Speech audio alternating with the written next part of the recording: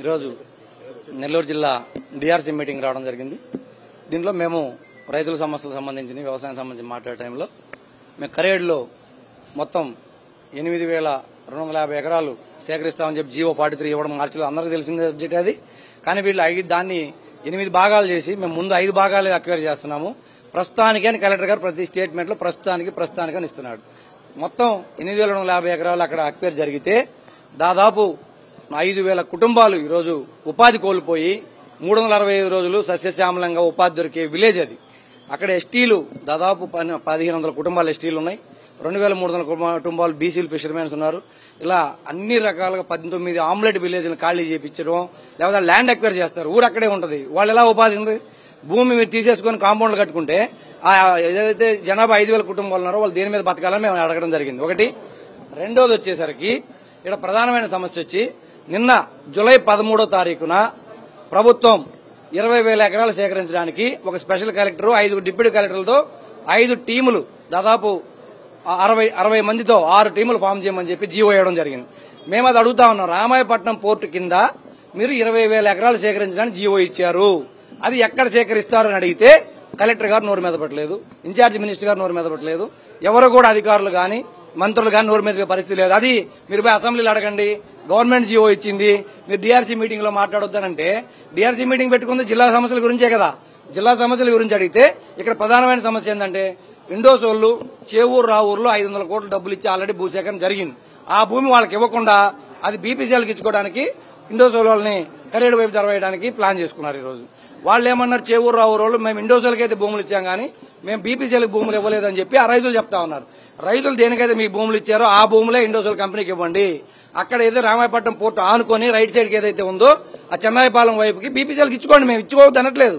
పరిశ్రమలకు మేము వ్యతిరేకం కాదు, అనువైన ప్రదేశాలు మేము చూపిస్తామని చెప్తా ఉంటే అవన్నీ మేము మా చెవులకు వినం, మాకు వినపడదు, మాకు కనపడదు అనే రీతిలో ఈ రోజు బీఆర్సీలో ఎమ్మెల్యేలే మాట్లాడతారు, ఎమ్మెల్సీలకు అవకాశం లేదు, ఎమ్మెల్సీలు మాట్లాడారంటే ఎమ్మెల్సీలు అంత ఎందుకు పెట్టారు? భారత రాజ్యాంగంలో శాసన వ్యవస్థలో ఎమ్మెల్యేలకు ఎంత హక్కు ఉందో అంతకంటే ఎక్కువ ప్రోటోకాల్ ఎమ్మెల్సీలకు ఉంది. ఈ రోజు ఎమ్మెల్సీలు మాట్లాడొద్దు, మీరు ఏ సబ్జెక్ట్ మాట్లాడొద్దు, అన్ని మాకు అనుకూలంగా మాట్లాడడం అంటే అది కరెక్ట్ కాదు.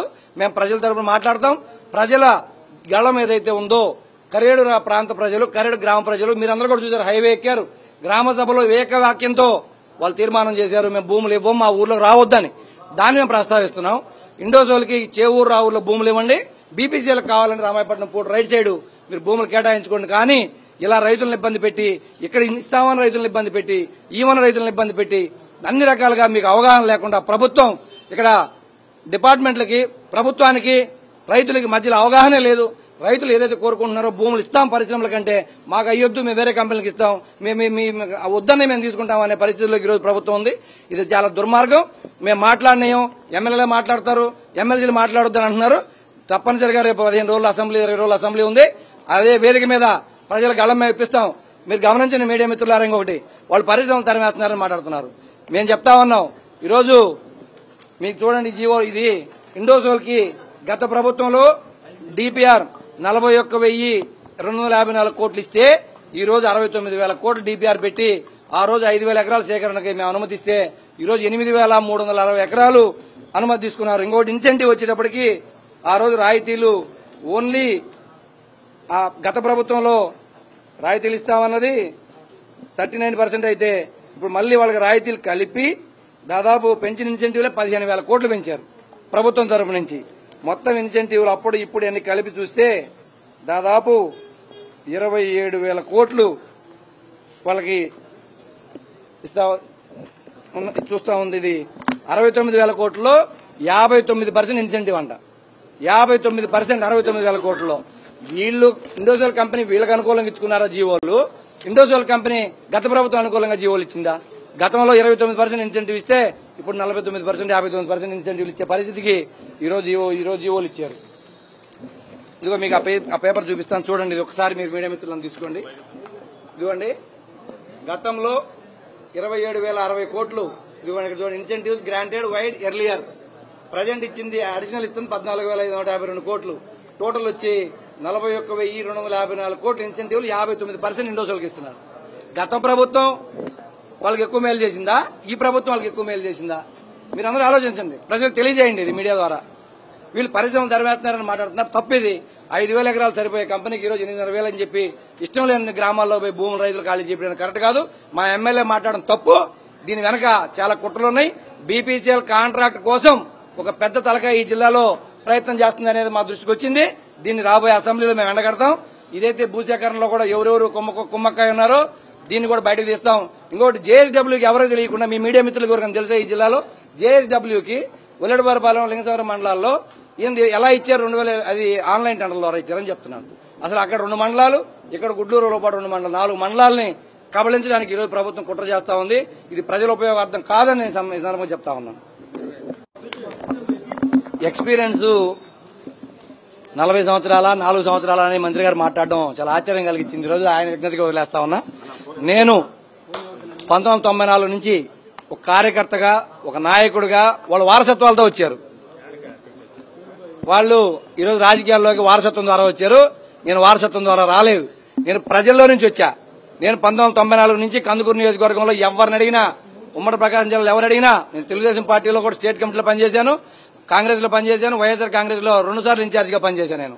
నేను శాసన మండలిలో మీరు గమనించే ఉంటారు ఈ 3 సంవత్సరాల నుంచి కూడా ప్రతిసారి ప్రజల పక్షాన, ప్రజల గొంతుగా నేను మాట్లాడుతున్నానా. ఏ సబ్జెక్టు మీద అయినా సరే, నిరుద్యోగ భృతి కావచ్చు, రైతులు కావచ్చు, ఇండస్ట్రీస్ కావచ్చు, రామాయపట్నం పోర్టు కావచ్చు, ప్రతి విషయంలో నేను ప్రజల పక్షాన, ప్రజల గొంతుగా మాట్లాడుతున్నాను. దానికి 4 ఏళ్ల అనుభవమా, 40 ఏళ్ల అనుభవమా, 5 సార్లు చేసామా, 10 సార్లు చేసామా కాదు. ప్రజల పక్షాన్ని నిలబడడానికి ఒక్క రోజైనా చాలు. ప్రజల పక్షాన్ని నిలబడడానికి ఒక్క రోజైనా రాజకీయాలు చాలు. నేను 30 ఏళ్ల నుంచి రాజకీయాల్లో ఉన్నా. ఆ మాట నేను మాట్లాడలా. నేను ఈరోజు సమస్య వచ్చింది కాబట్టి ఆ ప్రజల తరఫున, ప్రజల గొంతుగా నేను ఈరోజు మాట్లాడాల్సి వచ్చింది. కానీ దానికి వాళ్ళు మాకు అధికారం ఉంది, మేము 5 సార్లు మంత్రులు అయ్యాం, 4 సార్లు మంత్రులు అయ్యాం, 40 ఏళ్ల నుంచి రాజకీయాలు ఉన్నారంటే అది కరెక్ట్ కాదు. 40 ఏళ్ల నుంచి సమస్య లేదు.